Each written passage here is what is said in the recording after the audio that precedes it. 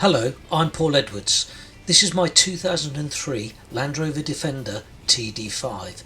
It's been my daily driver for the past 8 years. I enjoy every moment behind the wheel and I take pride in maintaining it. My mission is simple: preservation, not renovation. What you can expect to see in this video is me, a DIY mechanic, tackling a very awkward and stressful job. Also, at the end of the video, I'm giving away a gasket that I didn't really need, so if you're interested, stick around.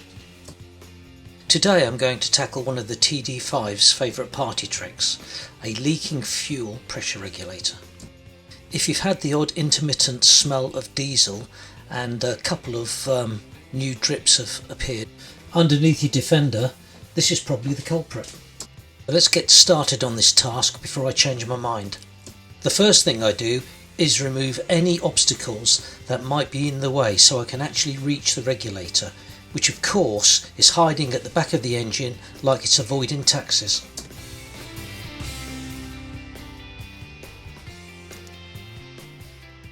Here it is, the fuel pressure regulator. You can usually tell it's leaking because everywhere around it looks like it's been marinated in diesel.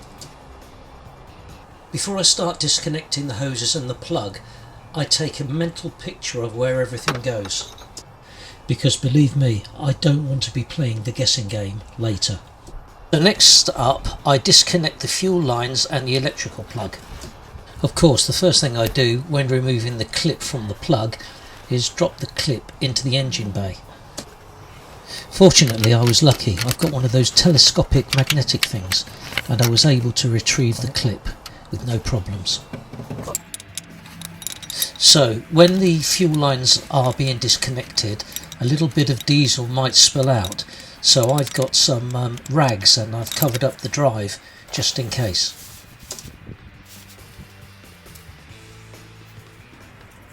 I've got to say that this position of this fuel regulator is ridiculous. I've got barely any room to get my hand in, so I apologise for any filming that you might be seeing that is rubbish, but it's just so pushed for space and the light is ridiculous. Now the fuel lines and the plug are out of the way, it's time to tackle the 3 bolts that connect the fuel regulator to the cylinder head.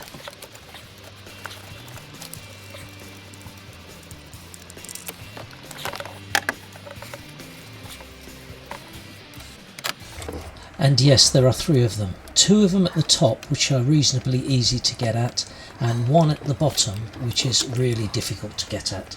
All 3 of them are in a place of maximum awkwardness. So I undo them very carefully because I don't want to drop them into the engine bay. Of course, one of the first things I do while trying to reach one of the nuts is drop my socket and extension bar into the darkest depths of the engine bay. Fortunately, my telescopic magnetic thing managed to save the day again. With the old regulator finally out, I can at last start fitting the new one. This is me unboxing the new pressure regulator with all the associated bits and pieces. I actually thought I'd ordered one with 2 gaskets, one of each, because there are 2 types of gasket that go with these.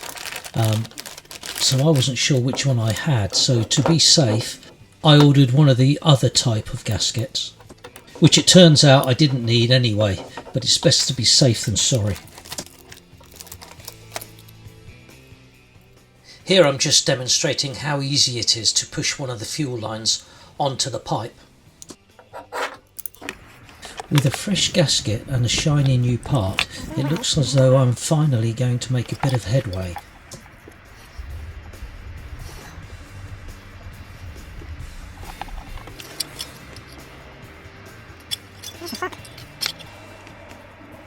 Unfortunately, my hopes were soon dashed. Now I don't know if you're supposed to fit these new regulators with the blocks fully populated, but I certainly couldn't do this because there just was not enough room to get my hands in there. So I had to disconnect everything from the new regulator block and then fit the block to the cylinder head with the 3 bolts and then reattach all the pipe work and the sensor.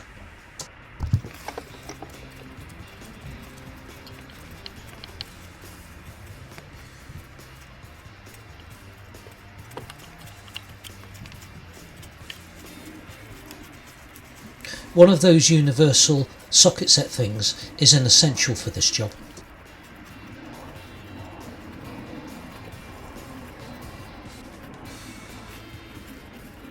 So eventually I got it all done up. I got the unit fixed to the cylinder head, I got all the pipes reconnected and the sensor and the plug connected back up.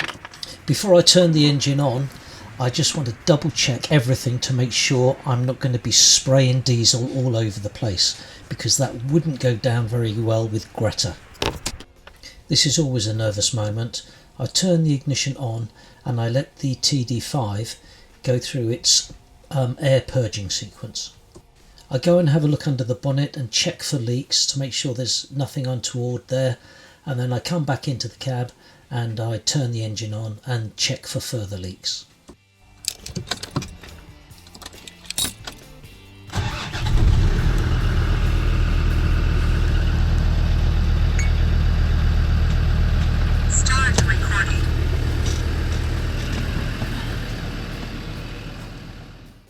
So that's it for this absolute pig of a job. It was a struggle from start to finish because of the tight space that the fuel regulator is in. Overall, this job took me about 5 hours to complete. And if I'm honest, for some reason it was quite a stressful job to do, because it was in such a bad spot. Anyway, all's well that ends well. If you're wondering about the spanner sizes, all the bolts had 10mm heads. The nuts for the hoses were undone with a 14mm spanner, and the sensor was undone with a 19mm spanner. The cost of the fuel pressure regulator was about £60 from eBay, plus the cost of the extra gasket that I bought was approximately £5 with postage, and in the end it turns out I didn't need it. So I'm going to give that away to anybody who would like it. All you've got to do is let me know in the comments and I'll post it to you free. Well, this is the end of this video. If you've watched it this far, thank you very much for watching, and if you've subscribed, thank you very much for subscribing. That's another job closer to the next road trip. My wife will be really, really pleased.